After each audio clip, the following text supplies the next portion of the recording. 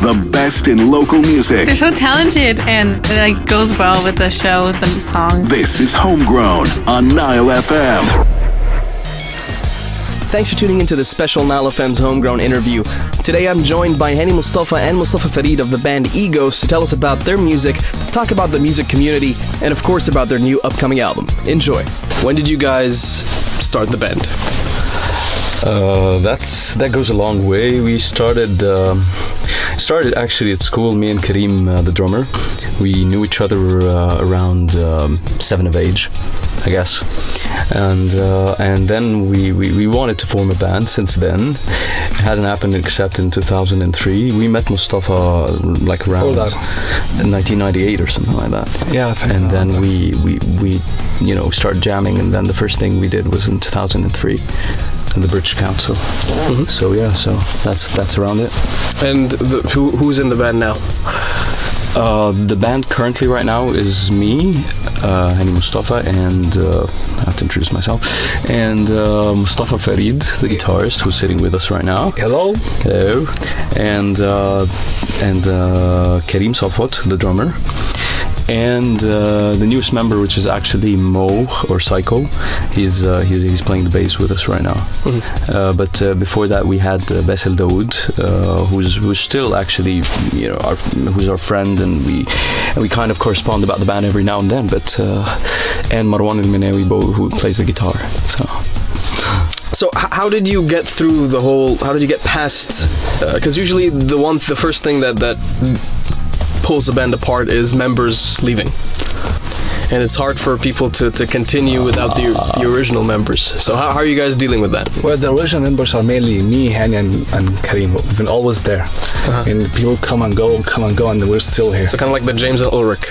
Yeah, in a way, but I think more, like James and Ulrich. Yeah, I can say. We can say that. We're gonna accept the comparison with Metallica.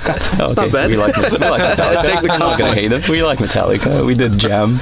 Yeah, Metallica one day. We all jam. No, we used to, but we like Metallica. So you're a rock band. Exactly. You're basically. Well, how would you describe your sound? I have no idea. No, seriously, like if you had to pick a genre, what would be the genre you pick for Egoz? I think somewhere between hard rock and new wave. These are the genres, because I believe there's something that we do play rock, definitely, that has different forms, but we wouldn't really like to put a label on it, like progressive or psychedelic or hard or whatever. Yeah, it could be hard. That's what we can. That's the only one we could accept. It's like hard, but we can't say. We can't go into subgenres. It just has to stay there. It's like hard rock. It could go into other places, but its definitely essence is hard rock. But new wave too, because we kind of represent some sort of a synth thing in our heads apparently, and it kind of got translated in the record as much as possible, really. So yeah, this is mainly the sound. Let's go a little bit more personal. Like, have you always been into music? I believe, yeah. If I have to speak on behalf of myself, I definitely wanted to do something about music, whether it's singing or composing songs or music or writing music. And I think Karim, the drummer, was like that as well. I'll speak on behalf of us because I don't know Musti. I don't know what he speaks for himself. I have no idea who he is, really. I don't know why he's here anyway. But me and Karim, we've been listening to music since we were young. I mean, really stuff from normal rock bands to Ace of Base kind of deal. So from normal rock bands to Ace of Base. Yeah. I mean to Ace of Base. I mean that's a top rock thing we were listening to back then. So when was that moment, the defining moment that you knew I need to make music? Well, if I have to speak for myself, definitely since the very beginning, man. It started like when I was like 5 or 6, like that. I thought this is something that I've always wanted to be doing. Every live show that I used to watch back then, so probably if you're talking about Pink Floyd or Genesis and all these things that I was raised watching, I've always wanted to do this. I was like, it's like this singer holding the mic and I was rocking this thing, maybe plus the guitar player, and I was like, it's good to be a part of both. That's something that's something great. And plus, I was singing back then. I used to sing since I was very young, and I liked the music. I liked the whole structure, the whole theory, the whole idea behind it, the language, everything about it was just something I wanted to be a part of. So that's for me. I don't know about you. Actually, for me, I started, like when I started to play music, I wanted to play saxophone. Yeah, and I went to the store, I was like, I want to buy a saxophone. How much is it? In Holland, was it? Yeah, it was in Holland, yeah. So it's like, it's for, back then it was guilders, yeah, it wasn't yours. So I was like, how much is it? It's 1,800. And I only had 180 guilders in a bucket. Okay, so you had 10% of the amount. So I was like, okay, what have you got for 180? Tell me guitars. Okay, I'll buy one. That's interesting that a guitar is 10 times cheaper than a saxophone. Better story than that is a way better story. I started listening to Metallica and Oasis, so I started going there and starting to play their music. So I met these guys and we started doing our own music. You never had any moments in life where you felt, I need to go find a teacher to teach me? There were definitely moments where we needed that. There were definitely moments where you thought to yourself, it's like, let's make this easier and just go to someone and no, not that it's easier. See, the reason I'm asking the question is a lot of people will not acknowledge your ability unless, have you been coached? Did you take vocal lessons? Did you take guitar lessons? Do you know how to play the piano? Yeah. Well, I'll be very honest with you. This is really something I didn't care about, because I really didn't care of how musicians or people or whatever kind of identify with my musical ability, unless they actually see it. If you see what I do, and actually you can get how far I went, if I'm playing the basic chords, if I'm playing more chords, if I'm playing less chords, if I'm singing in the wrong key, or if I'm singing in the right key, you're going to tell if I actually went somewhere in my own way, or if I actually had a teacher. And if you can't tell, then my job is done. That's a common mistake though between us. Well, I'll include myself in this. Us musicians, that we think that other people hear it the same way we do. Like, if I heard you singing, I might be able to tell that you're off key, but somebody who has no musical background might not tell, which is even better. Exactly, which is even better. So I feel that we make the mistake of thinking that everybody else, the normal listener of music or our music, can easily tell the little things that we as musicians pick up. I never thought about it that way. I'll start singing then. You won't get any musicians at the show. Yeah, hopefully. But I gotta be honest with you, I kind of faced my consciousness before I actually started doing anything. This was my fearful judge. That's the one I'm going to. Yes, and this is where I knew, okay, I know the listener. There might be some people who are aware of how I'm going to be or how I am, and some people might not be aware. Some people can't tell if I'm really sucking. Some people will tell if I'm actually excelling or whatever. Either way, even the people who really don't get that, I'll do my job either way, and at the end of the day, I'll know I did what I had to do or what I could do, and that's it. And this is why sometimes we fight. A lot of times. But yeah. Like, come on, man, it's just a small part. No, we have to do it that way. No other way. Oh, come on. Okay, it's my way or the You're never gonna let that go, are you? So you guys mentioned in passing artists that you used to listen to as children or you grew up listening to, but I want to know your influences on the actual music. What artists influence both of your actual music writing? Well, mine is Oasis. Yours? Yeah, mine is Oasis. I've always been in love with Oasis, and I love the way they play. I love the way they write music, compose music. Hany? I don't know. I think. Well, it started. I was born in the '80s, so it started with all the synth bands that were in the '80s. This is what I grew up listening to. Of course, I've seen my family listening to people from different genres, because my uncle used to listen to classic music, and my mother used to listen to the pop bands back in the 80s. I mean, we're talking about Aha, Duran Duran, Japan, I don't know, Alphaville, and all these things. and New Order. I was born listening to this. Was there Kraftwerk or whatever the name is? But I loved that. I was growing fond with the keyboards and fond of that sound, that kind of sound. And later on, of course, my other uncle, who not the one who listens to classic, the other uncle, actually both of them at some point, listening to like Deep Purple and Led Zeppelin and like, you know, the Police and all these, you know, bands that were somewhere around and somewhere in the 70s. But these both of them kind of created something in me. Hence, I think the influence on the sound of Egoz, which is my first band. It was the first, not really the first band that actually did something on some level.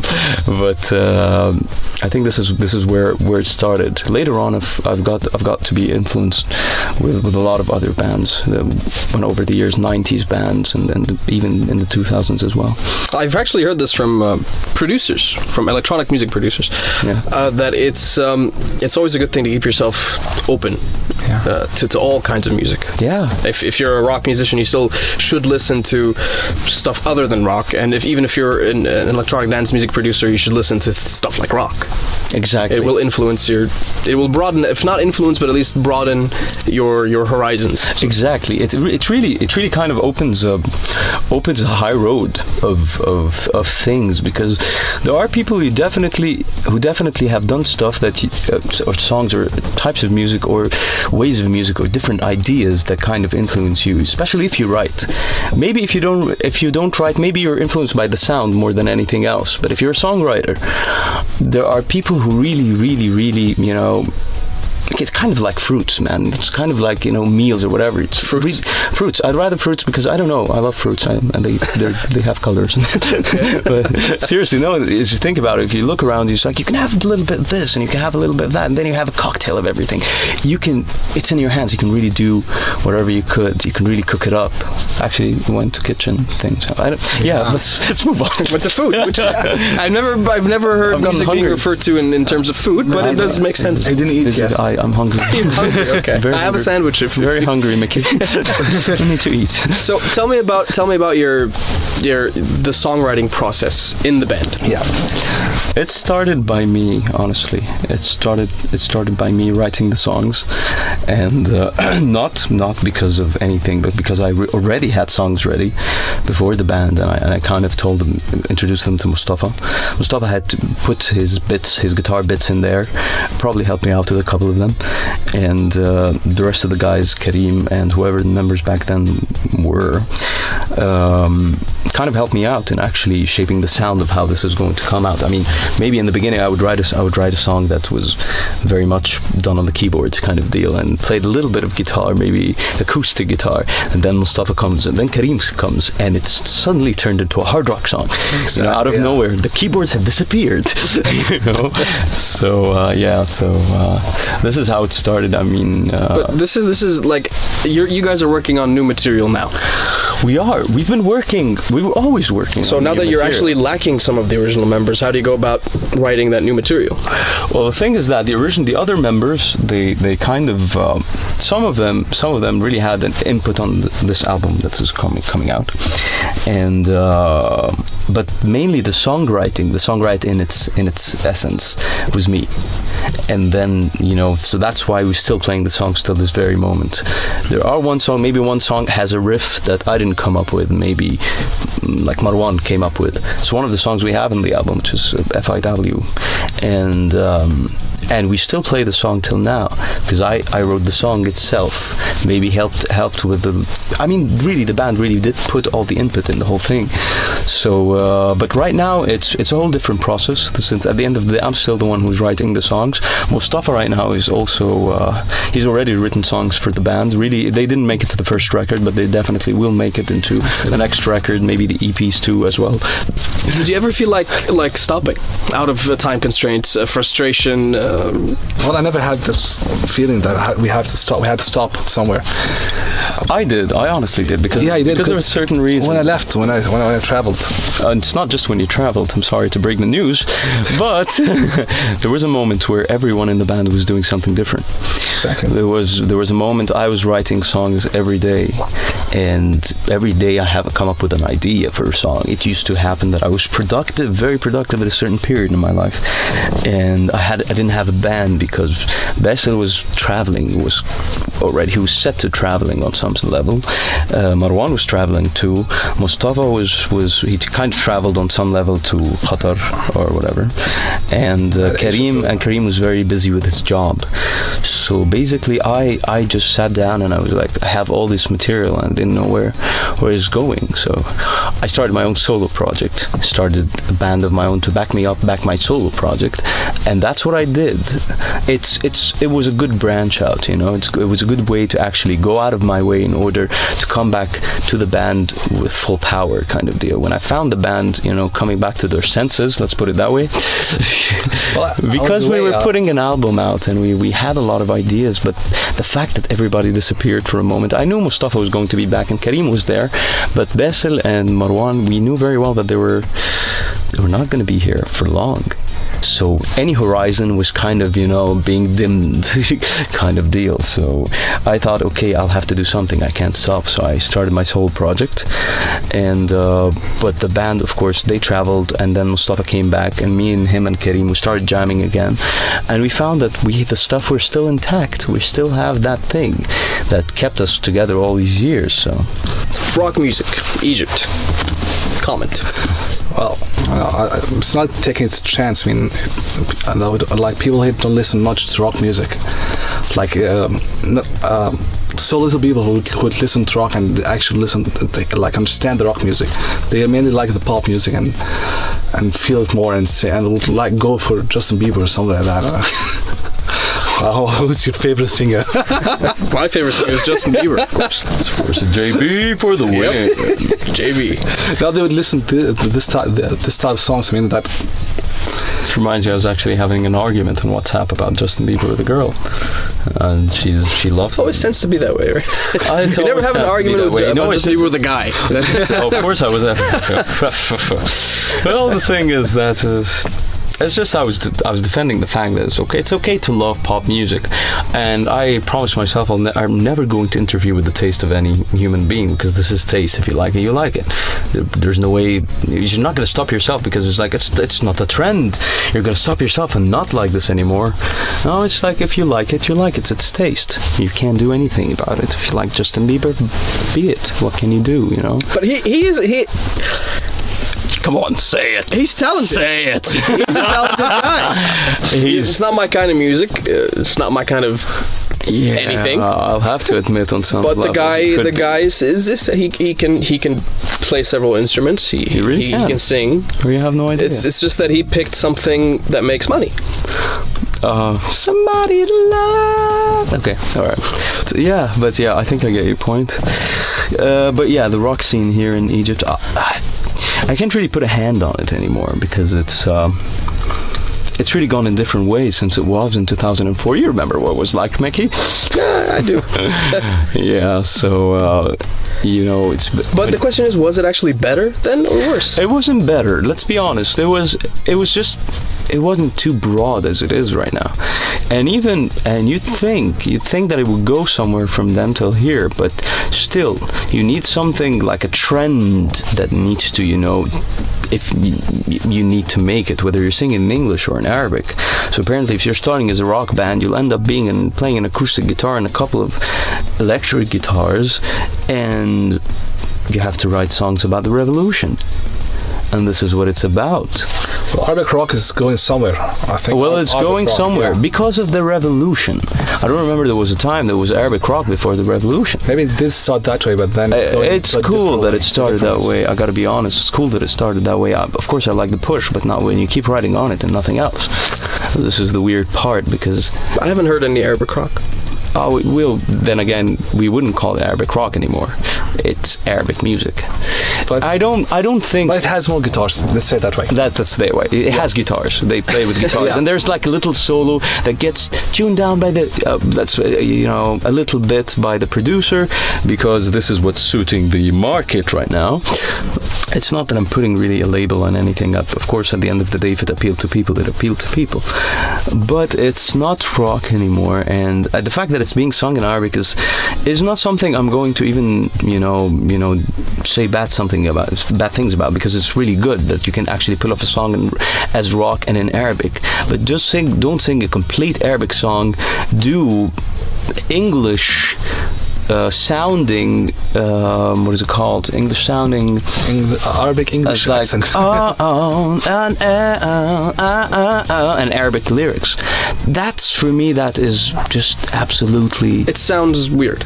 It's Weird, yeah. But that's probably just because you're not used to it. that could be a deal, but it's definitely just taking a type of rock. I don't know. You're taking a different approach to it. You're taking the wrong approach to it. I wouldn't want to say wrong again, but I want to say it's just basically copying an English song and just putting Arabic lyrics to it. That for me is kind of, I don't know, I feel kind of betrayed to that. I'd rather write an Arabic song. Just write an Arabic song. Write a rock song, but in Arabic. But it would be an Arabic song. That's fine for me. But not an English song with Arabic lyrics. That's different for me. I really can't process that till this very moment. Let's take a break and listen to one of their songs. This one is called F.I.W. and it's off their new album called Temple of Small Things.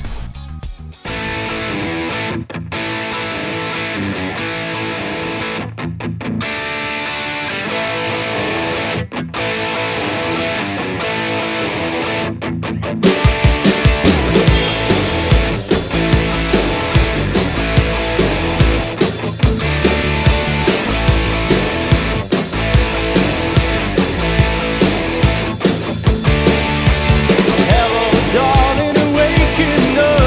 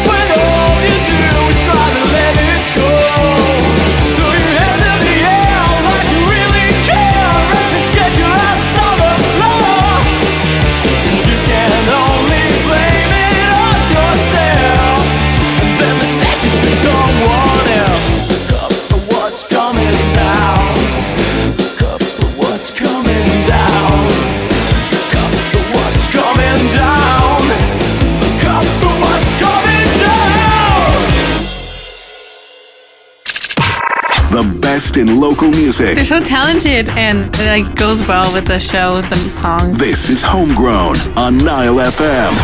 Thanks for tuning into this special NileFM's Homegrown interview. Today I'm joined by Hany, Mustafa and Mustafa Farid of the band Egoz to tell us about their music, talk about the music community, and of course about their new upcoming album. Enjoy. I don't know if you've heard any of the more recent local musicians. I hear them, of course, because I have to. I go through a lot of stuff. Some of the stuff is good. Some of the stuff is great. Some of the stuff is not that great in that one recording, but obviously has potential. Some stuff is terrible. And unfortunately, I've been put in a position where I have to make a call. I have to sit there and say, this is going on air and this is not going on air, based on my own better judgment as a human, let's not say as a musician, as a human being, as a listener, somebody who's listened to this and is working on radio and knows this would work or this wouldn't.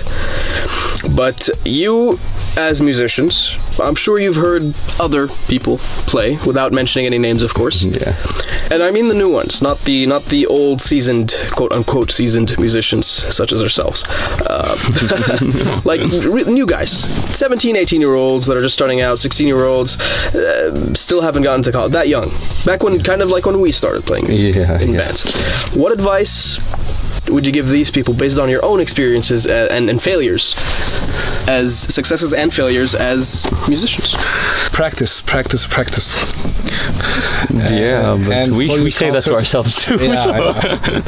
We also, I would rather say, be honest. Be as honest as you could. Be smart, of course, but be honest. Be honest as much as you could. Don't let the trend make you. Don't let the trend make you. I've said that. I'm not mentioning the revolution at all. I'm referring to, trends, because there was one day the genre modern rock was very famous. So importantly, people, the band played modern rock because it was famous, and then modern rock faded, and they started. Indie bands started coming up, and now everybody's playing indie because it sounds famous. Because we're doing a very broad, general categorization of rock bands. Yeah. Every band here that plays with a couple of guitars and a bassist and a drummer and a vocalist is called a rock band by the general public, even though they may not be a rock band. They might even not identify themselves as a rock band. But everything I'm hearing has to have a solo. And if it doesn't have a solo, then it is incomplete. It is not music. Now, if you're playing too many solos, then it's gonna be ugly. Trust me. It's not just that. It's self-indulgence more than anything, really. Do you feel that guitarists are insecure to the point where they don't feel like they're good enough, or that people won't think that they're good enough unless they play a solo? Of course, on some level, let's be honest. On some level, some people actually refer to it in that sense. No, not all people do that. Not that type. You're just as good as your solo. No. Is that level? I don't show playing solos. No, it's not in that sense. It used to be on some level, of course, because you've grown up to bands that played solos. The 80s, there wasn't really bands. If you're a rock band, you definitely had to play solo. If you're a rock band, you had to have a solo. If you didn't have a solo, that would be wrong. But starting from the 90s with the whole alternative and indie movement. I think a lot. No, the 90s. Thousands. 90s, of course, 90s. But any guitarist who wants to play guitar, the first thing he thinks about solo. I'm not saying, of course, all of them, but I'm saying majority. You know what I mean, of course. Really thinking of pulling off a solo, pulling the part where the guitar sings. It's kind of like the singers deal like us. You can have that song where you sing and put the high notes out there. That's his high note.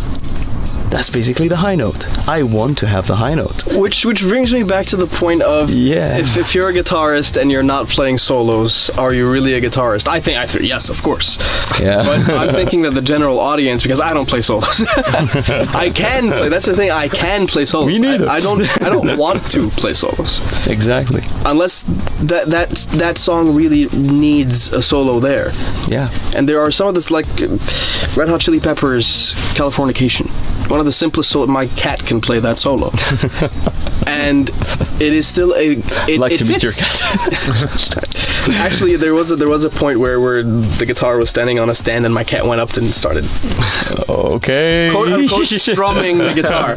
But of course, that was terrible music. It's a really easy solo, but it fits. So my question was, again, is there something missing if there's no solo?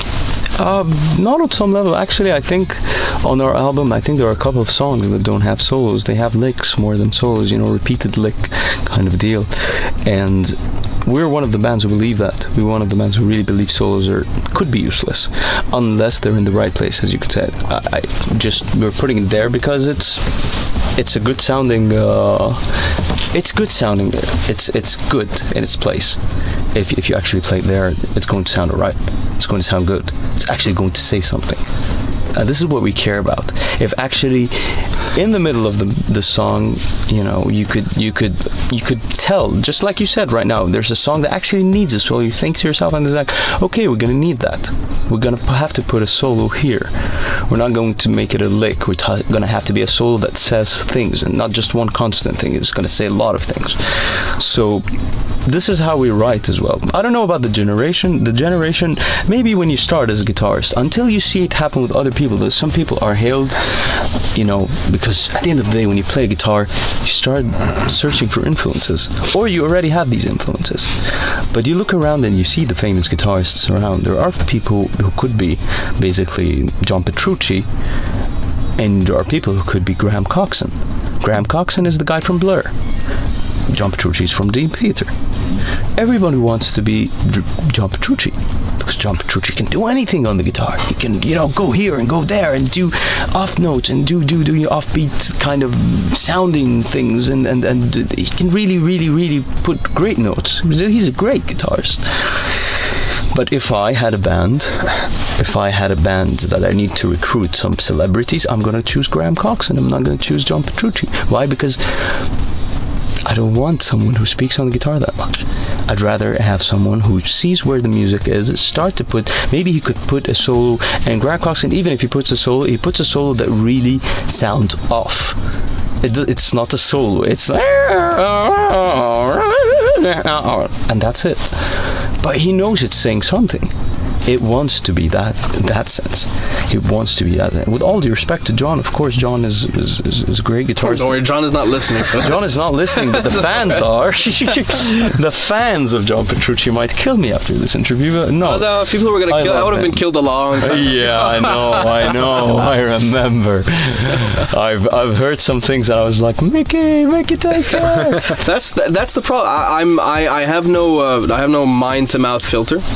No, me either, man. And there shouldn't be. There shouldn't be. Especially when you're talking about music, the whole point of music is honesty. So if you're not being honest with the music, you're not going to be honest with yourself. You're not going to be honest with what you say. Actually, it's the other way around. If you're not honest with how you feel about certain things, then you're not going to be honest with yourself, and you're not going to be honest with your music. Totally with you, man. Seriously. So how do you feel about the English speaking or English songwriting scene?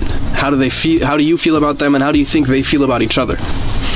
I think we all support each other as much as we could, but but on some level, because we know we're the only people doing that, it's not easy, and we know we're not really going to be accepted as we're supposed to. But I believe us or the rest of the bands were doing it because the English language is kind of an easier way to communicate. Not that the Arabic is bad. Arabic is a beautiful language, but it's too heavy on some level, and the English language is kind of a simpler universal language that everybody understands, and we're letting the music speak more than anything, really, rather than just the words.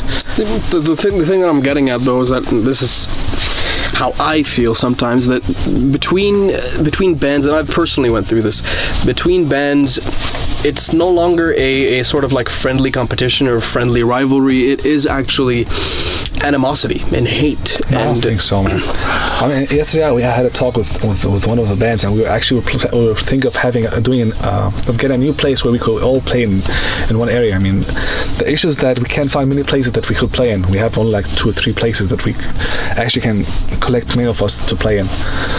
maybe that's why we're not able to get many people to watch us and for the English scene to be around here in Egypt. It's very true because it's not really, demanded. It's like, why would you want an English band from Egypt? Exactly. You'd rather get an English band from outside, from abroad. The people doing their own thing. If I'm going to buy an album, I'd rather buy it from the people who actually did the original thing, rather than an Arabic band who's trying. Yeah, well, the people who do support us again are not enough to yes, exactly. To fill that kind of market gap. But that's the thing. That's why we're trying our best to actually focus on letting the music speak for itself. If you didn't react to it, fine. This is what it is. But we are putting it out either way because this is what we felt, and this is what it sounds like. We're really shooting more for the sound rather than the language. We want the sound to be out there. We want the voice to be out there. But we read the language, yes. We will definitely one day make a song in Arabic, but because we feel like doing song in Arabic, not because the society is forcing us to. We seem to be touching up on this in almost every question. The point is to always be honest. Exactly. Yeah, this is the advice we would give all the bands here in Egypt. Really, be honest. Be honest. Do not follow a trend. Do not let the trend make you. Be your own trend. Be what you are. Pink Floyd, all these beautiful bands that you've heard about, even if whether you're a fan or not. But if you think about them, these people have done what they wanted to do, not what the trend was telling them to, or was forcing them to, even if they started that way. But they always did what they believed in, what the sound they wanted to come out of them. You could be like the beginning of a new thing. You could be the beginning of a new sound. You never know. All right, well, let's bring it back to Egoz. Yeah, exactly. Egoz. So this would be your what? Our swan song. Your swan song. This is your swan song.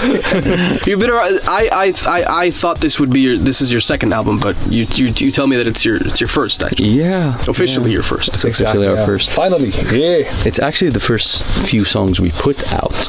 We never really. It's all over the 10 years. We've only made people listen to us through the concerts. They used to come to the concerts to listen to the music, and surprisingly, some of them used to sing along with us. There were a few songs that really connected with the people. Temple was one of the people who used to come, which is the title of our album. Running Up the Road. Running Up the Road. Stupid Yellow Butterfly. And it's a new song, Machine Gun. And yeah, they're Commandant actually. All these songs people used to come for, just like Idle Mind, which is a band we completely respect. If you're familiar with them, Mr. Mickey, you're gonna bring that back. Yeah, I'm bringing that back because I have to bring it back. This is one band we really. This is one band it's kind of we grew up together as bands. We really started the scene together. We really planted this underground thing from the very beginning, even if it was existent before the internet. But we're the ones who used the internet for us. It was at a peak. It was during a peak, our time. Yeah, exactly. Like it was always there, but during that time, it started. It was at its highest peak. Yeah. Like the most bands that actually were doing something different were the highest peak.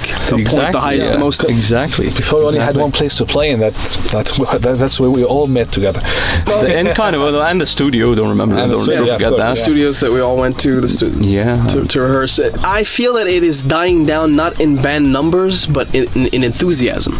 Like there's more bands now, but people are just not as excited about it. Well, it's at the end of the day, you've seen how it works. You've seen how it worked for the people before you, and when you see it's not really going anywhere, but at the end of the day, all you really need is try to put songs out and just do them because you love being on stage singing these songs.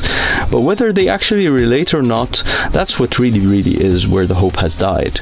It's like, okay, if you're singing in English, there definitely will be people who relate to you, but they're going to be a minority. You know very well that. Unless you really make a good sound that really stretches out over the Middle East. There is a strong shift in Arabic rap, for example. Yeah, Arabic hip hop apparently. Arabic hip hop. There's a very strong shift. I've seen it, and I personally know people, but then again, people I've never heard of that I see featuring on each other's tracks. And I was like, there were all these people that were kind of like nobody heard of, and now everybody's hearing about, or at least everybody like me who is not into that are starting to hear about because they're becoming popular to a point where people who aren't interested are actually hearing about without them. Yeah, exactly. And it isn't a movement. It works. They found a way to make it work. Yeah. Arabic hip hop, and they found a way to not make it sound weird. It sounds natural. Yeah. And apparently it's working. And it's working. But can working Arabic rock work in the same? Because we've all tried. Well, someone tried. We've all tried. There's no denying we have all tried. We have tried it on some level, let's be honest. Now, the singer who actually did released an album is Ahmed Akour. He tried something. No, that was a long time ago. Arabic, that was a long time ago, 10 years man. ago, That was maybe even more, and it was online. It wasn't really released. No, he had an album and he had posters everywhere in Facebook. What did it sound like? That's the important part. It's not a rock album. It's not a rock album. It's not a rock album. There's Leo in a cage. There's that. I know. The guy really should be, aware of what's happening right now. I mean, he removed it and it came back. Anyway, but I don't know about the rest of the people, let's be honest. But we're trying to support as many bands as we could right now. We're trying to really let all the young people come out. We're not saying that we're not young, but we're saying, we've been around for a good time. The album basically, it's called Temple of Small Things. It's called Temple of Small Things. We're playing a lot of songs there that kind of that people loved over the last few years, last 10 years or the last 8 years or whatever. They kind of it's now the time for them to be put on record. Although it could have been a while ago, but because of certain changes in the band, certain budget problems and all these things, that we had to finance the thing our own way. We don't have a label. We have nothing. We're doing it our own way. We're going to distribute it and we're going to produce it. This is what it is. And unfortunately, it wasn't an easy process, but we did it, and we had the help of Hussein Sami, who's our sound engineer and co-producer. He's one amazing guy who really did put a lot of his faith into us, because he really loved our sound. We made this record because we wanted to make this record. We wanted to be out. We wanted to be for the people to listen to. And we don't know what the future holds. We're going to be still rehearsing. We're going to be making concerts and all over Cairo and all over Egypt if possible, and all over the Middle East too. We're going to promote the album as we should, and hopefully one day all over the world. But we're doing it because we feel like doing it. That's the point of what I was trying to say. We're doing it because this is what we feel. This is what we want to do. You're being honest. I'm being honest. I'm being very honest. Makes us happy. Makes us feel good that we have a record out. It's on our CV, basically. And I hope it really resonates to people. It resonates to the people who actually supported us all over these years and could actually get to hear these records, these songs, on record. This is what I really care about, and hopefully we get to win more fans over the next few years. Hopefully, always a good thing. Always a good thing. So yeah. I've already played one song, and we're playing another. Why don't you tell me a little bit about those two? Well, the first song was F.I.W. is a normal rock song. I wouldn't really say it's a normal rock song. It's a kind of sarcastic song in a way if you get the lyrics, but it's one of those songs you listen to on a highway, I suppose, because it has a lot of guitars, a lot of air guitar to it, really, rather than anything. That's nice. It's one of those songs that maybe head banging while you're driving. I wouldn't be head banging. You just moving your head. You're gonna head bang to the second song that's going to be played, which is Claustrophobia. It's the hardest song. It's kind of the hardest song on the album. It's the one that the really, really, really rocky song that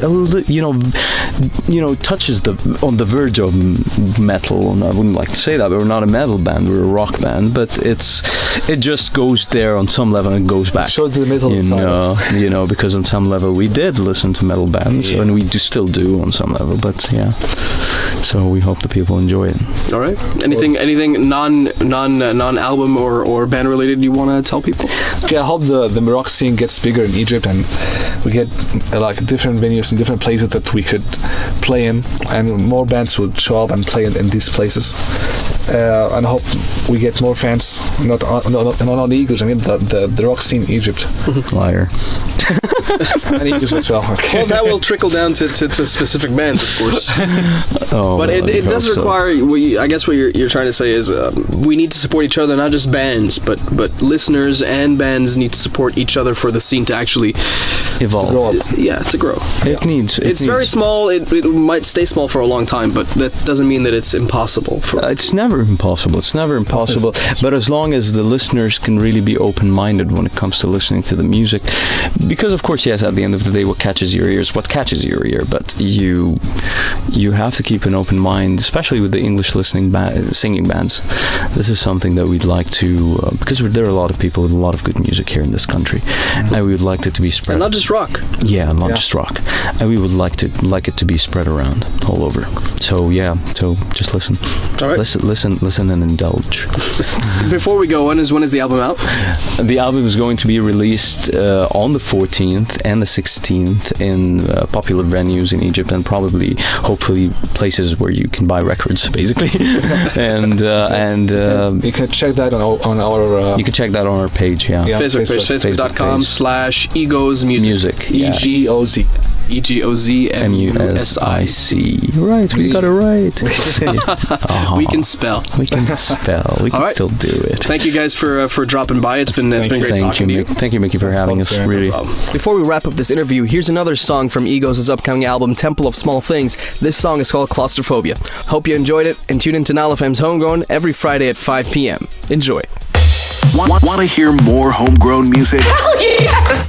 Vote for your favorites anytime at youtube.com/NileFM.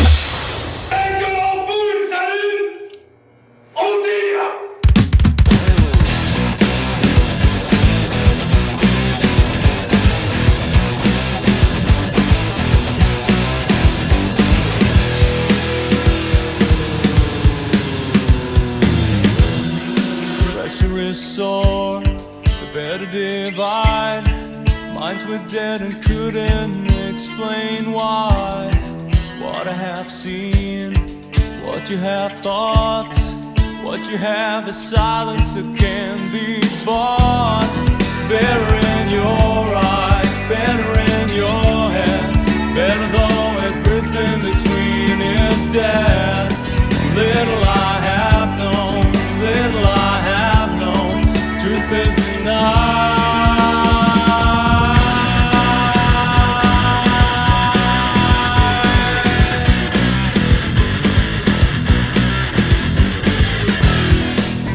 In my world, it's better in your world.